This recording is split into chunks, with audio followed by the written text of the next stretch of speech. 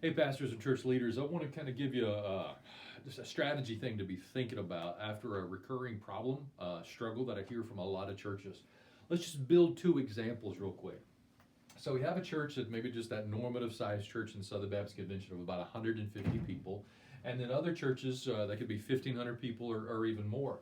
Now, each church has ministries, and let's just say that this 1,500 person church has X number of ministries, and I could keep drawing whatever that number might be, but let's just pick, say they have just these 10 ministries that are right here.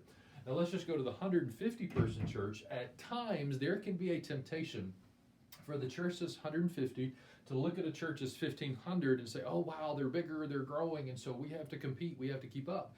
And so they have 15 ministries, and so the urgency, the temptation can be for this 150 person church to say, we also need to have the same number of ministries.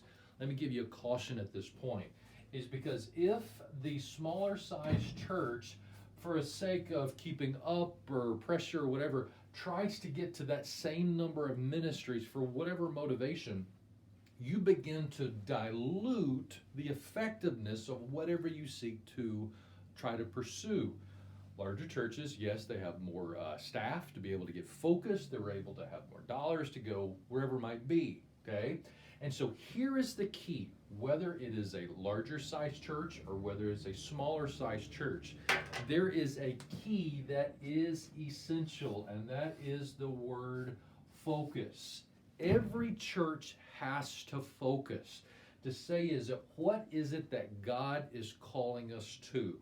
And so what the small church needs to say is, what are those possibly 2 or 3 key ministries that we are feel led to do, that we want to give all of our energy and focus doing, and just do it really well.